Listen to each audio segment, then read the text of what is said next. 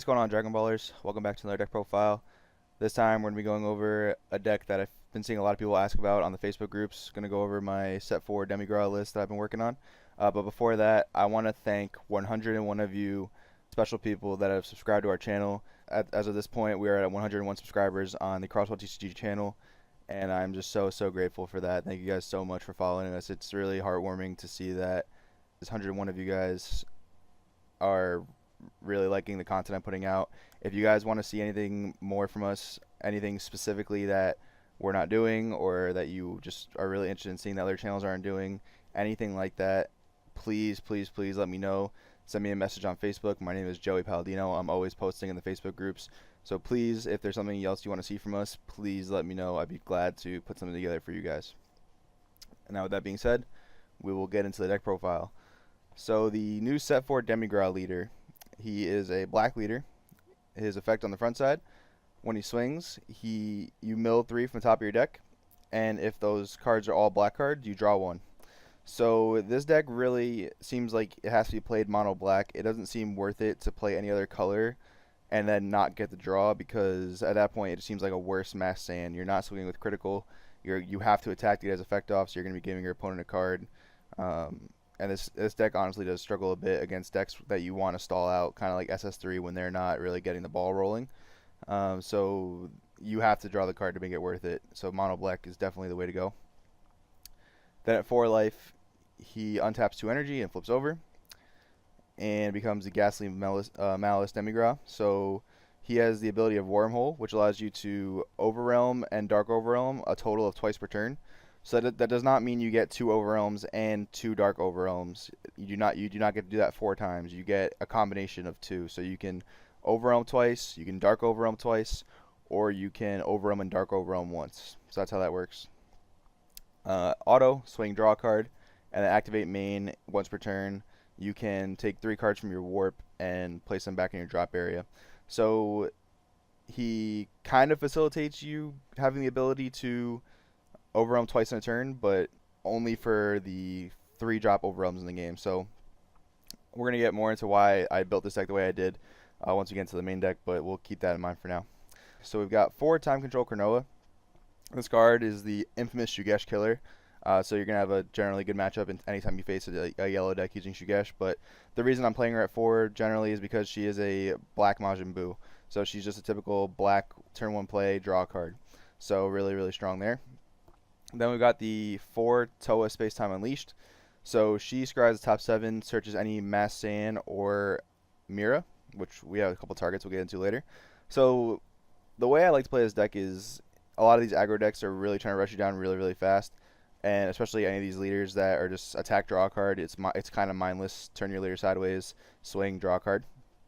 What I'll do is if I go first and drop a Cronoa or a Toa, I'll typically combo it to save the damage, because you don't want to let the game get out of hand. This format we're coming into, it just really seems like people are going to be swinging unfortunately like 5 times up on the first or second turn, especially if you're playing against something like SS3. So any 10k damage I can avoid, and I have a Cronoa or a Toa on the board that I've already replaced themselves, I'll usually combo them into the attack just to save that 1 damage. You know, that 5 drop on the board is not really going to be super duper relevant in the later part of the game, so I'll usually save that damage early on when I can. So that's typically how I play a deck, so we can get into turn 3 or 4. Turn 4 is definitely the critical mass of this deck, and I'll explain why later. So we got our super combo, the Supreme Kai of Time. It's the only super combo you can play with a black leader, so we're playing it at 4. Then we have Gravy and Demigra's Thrall. So this card, what it allows you to do is it allows you to fuel Overwhelm without having to over combo cards. So sometimes what you'll do in like an Overwhelm strategy, or in a part of the game where you need to drop an Overwhelm guy, is you'll attack and you'll combo things kind of unnecessarily, but just because you need to get stuff engraved. What Gravy does is when you attack or combo with this card, if your leader card is black, choose up to 2 cards in your warp and place them in the drop area. So you can just combo this guy if all you need is a 5k combo, or even if you don't need it, you're comboing 1 card and you're fueling your drop by 3. So super strong there. So you don't have to overcommit to your combos and waste cards that you don't need to waste. Kind of the name of this deck is card advantage. So you have your leader swinging drawing cards, And then a lot of our overwhelm plays are going to either replace themselves or +1. And they're also going to mostly be overwhelm 3s, which you'll see in a minute. That's because the backside of the Demigra leader really facilitates your second overwhelm in a turn being a 3-drop because of his ability to replace the drop by 3. But Gravy's there to get more in the drop when we need it. So we're playing him at 3. Now we have our Toa targets. So we've got the 3 Power Aura Mira.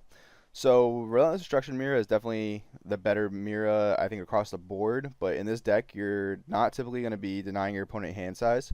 So them having to ditch one random card really isn't worth it. The reason I'm playing this Mira is because it combos incredibly well with Dark Plot because it actually has an effect when it comes back to the field. So it just becomes a giant beater. So this deck definitely is just a resource deck where you're going to be constantly attacking your opponent, trying to stay up on card advantage against them. And then once you get them down to 1 life, this thing is just a 3 to 1 drop or 0 drop if you're overwhelming it. So it's just a giant 25k beater when you're swinging for game. So a lot of other times it'll just be energy when you're searching it off your Toa. But in this deck, I think it's the better mirror to go with. Then we're playing 4 of the Time Trauma Mass Sand. This is one of those new Awakening cards that allows you to take 1 or 2 life and then get an effect once you take 1 or 2 life. So this is a 3-drop that when it comes into play, you can take 1 to 2 life. If you do, you can warp one of your opponent's battle cards up to a cost of 5 or less. So it's some nice spot removal in the deck. Combos really well when you're at that 6 or 5 life because he has a 3-drop, so he'll acquire 3 energy, but once you awaken, you'll untap 2 of those energy. So he basically came in for you basically dropped a 15k threat for a 1-drop and then awakened, and now your engine is just rolling that much faster. And then for our last Toa target, we're playing the Mass Sand, the Mysterious Warrior. It's one of the best overwhelm cards in the game. 1-drop, double strike, 20k, and spot removal. So that's definitely an important thing in this game is spot removal, so we're playing the 4 Mass Sand. Those are our 12 Toa targets. Next up, we have our 2 replace themselves 3-drop overwhelms. We've got the Time's Choice Supreme Kai of Time. So this is an overwhelm 3, so it works perfectly with your leader's backside when you want to overwhelm that second time. When you play this card using overwhelm, look at up to 3 cards from the top of your deck, choose up to 1 battle card from among them and add it to your hand, then place the remaining cards on the bottom of your deck in any order. So this card, I really like this card because you can dig deep for your super combos. You get to look 3 cards deep, pick any battle card, and add it to your hand. So it's a pseudo Time Patrol Trunks, definitely going to be more of a budget version, but I think in this deck it's incredibly strong because it's a very easy card to get your second overwhelm in a turn going and just drop multiple threats. Then we have the Time Patrol Trunks, one of the best black cards in the game. We all know what it does, overwhelm 3. Look at the top 2 cards, add 1 to your hand, put the other card on top or bottom. So what you can do with this card is you can stack your next draw if you really like it. Let's say you're attacking with your Awakened Leader or you're going to super combo. So you can really stack your deck that way and get cards you need. Then we're playing the 4 Dark Plot. So what Dark Plot allows you to do in this deck is turn 4, drop 4 attackers when you're going for a game. So by turn 4, the game should have already progressed into a state where your opponent's awakened. They're anywhere from 4 to 2 life, and you're ready to make a ginormous push. So we play the Dark Plot because when you bring back an Overwhelm card, which almost this entire deck is consistent of Overwhelm cards, you can untap 3 energy. So you make a giant push with this. So with our other good Dark Plot targets, we've got the Desperate Onslaught Bardock. Typically, I'm never summoning this. I'm usually just milling it off my leader and warping it for my Overwhelm plays, and then Dark Plotting it back when I want to go for a critical. But the effect of when it's summoned to where your opponent cannot activate blockers or combo from their battle area when this card attacks is really, really cool, especially if they're at that 1 life and you just want to get around things that your opponent could potentially block with. This thing's really, really cool for that. But typically, it's just going to be a 20k body we're summoning off Dark Plot to really push the end of the game.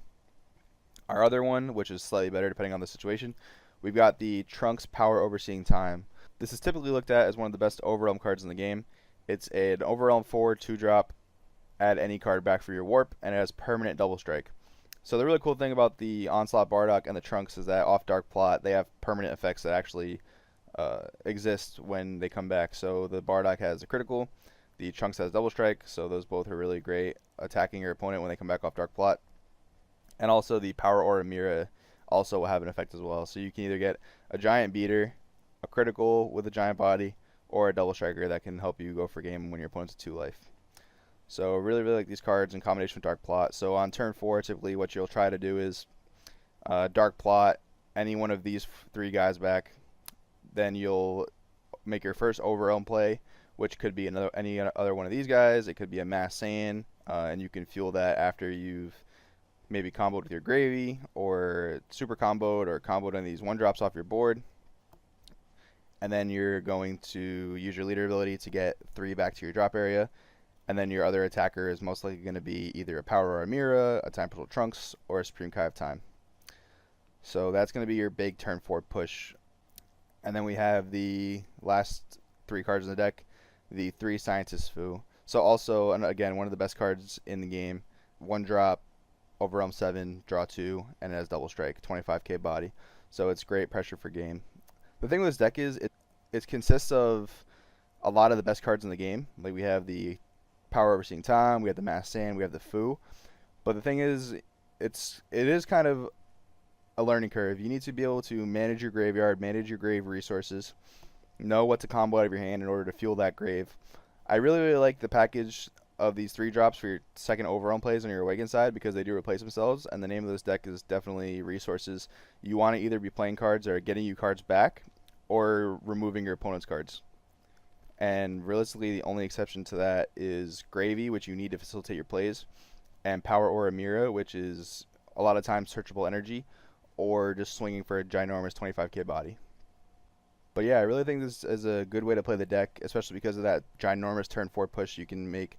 And this deck can definitely make it to turn 4. You're going to have a ginormous hand. If you have to combo from your hand, so be it. You're just going to fuel your overwhelm plays, get some cards back with Scientist Foo, and then your Dark Plot will be all the better if you're comboing Overseeing Time or the Desperate Onslaught Bardock back from your warp with Dark Plot. Alright guys, so that's the Mono Black Set 4 Demigra deck.